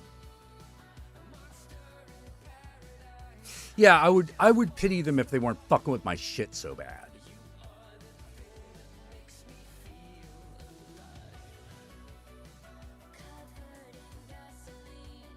Yeah, they love the misery, they love the suffering. That's what I meant. They worship their own suffering.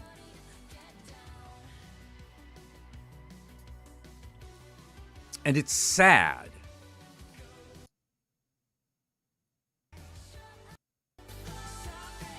That fear that they instill in us, you know,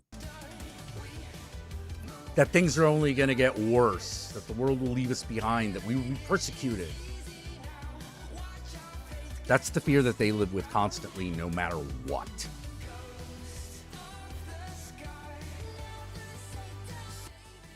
course it was going to blow open. But here's the thing. They're still the bad guys. Still the bad guys. Yeah, the billionaires want us to be Dubai because they believe that they'll be on top. Or they're all trying to be on top. That's their dream.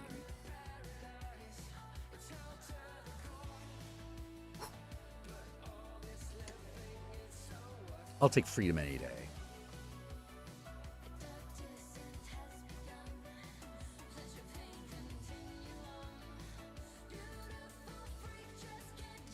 Every utopia is a dystopia to somebody. But I don't see why we can't make more room for people.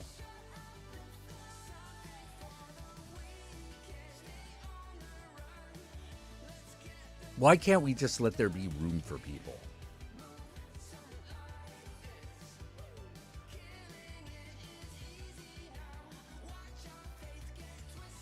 I don't want trans people invade my sports. Fuck your sports. Fuck your sports. I shit on your sports.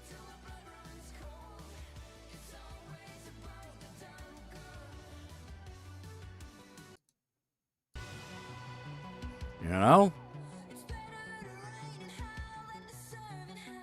They're turning into crabs. Well, in a way, yeah. Yeah, a lot of people believe that the end of the world is how you get Jesus to come back. I never understood that. Like, because I thought about it when I was 8 years old, and I was like, well, don't I get to see Jesus when I die? Like, why make that happen faster? Like, it's gonna happen, right? So why do we need to do this?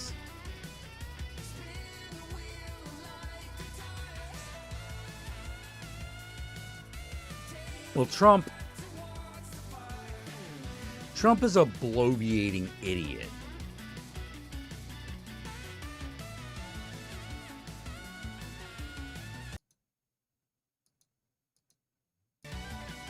He is really good at telling really dumb people what they want to hear.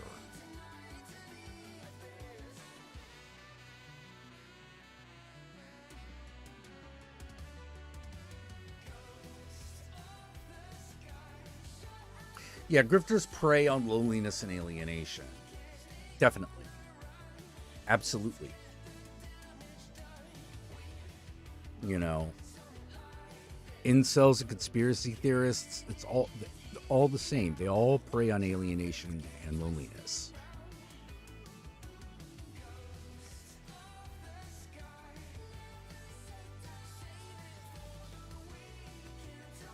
You know? These are ignorance and want. You must fear both, but above all, fear the boy, for I see within him the destruction of the world.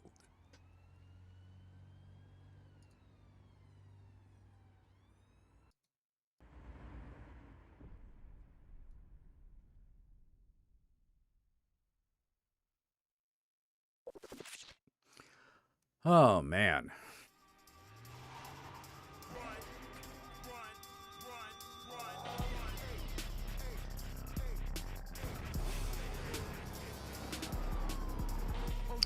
Yeah, it got a little heavy there, didn't it?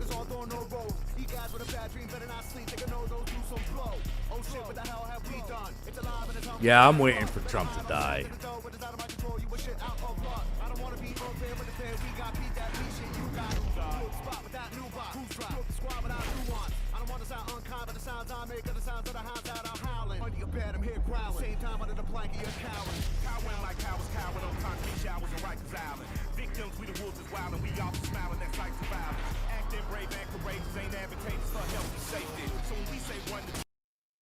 Grifters are good at their job. That's why they run the country right now. Yep. Gotta hand it to them. Very good at poking the holes in neoliberalism.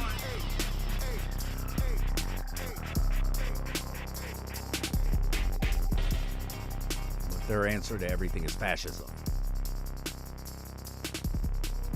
Fuck them. There are other ways. There are other ways of organizing and living. Everyone's just forgotten them.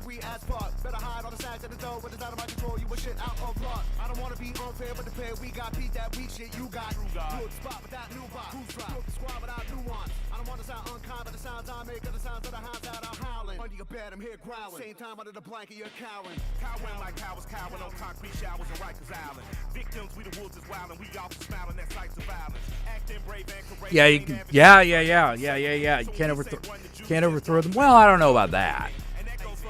But I can make them haunted by laughter to undermine their ego. Yep.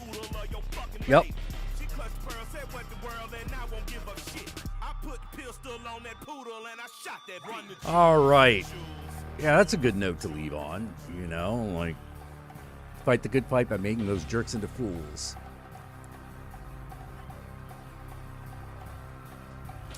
That tends to work. It tends to work. Well, remember, the world is worth fighting for. There are a lot of good things in it.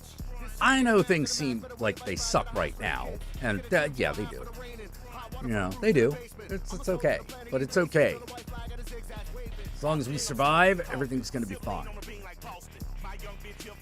You know? So, I will see you all later. I'm starting to wind down. I mean, maybe Uncle Jack needs to take a little nap. But I'm glad to see some different faces around. Hopefully, we'll see you at the regular streams at 7 p.m. Pacific Standard Time on the weeknights. And until then, Ave Satanas, Disco Inferno, Satan and I love you very much, and you take care of yourselves out there. Hail Satan. Yeah! Hey, baby, you ever sucked dick of a fat man in an overcoat?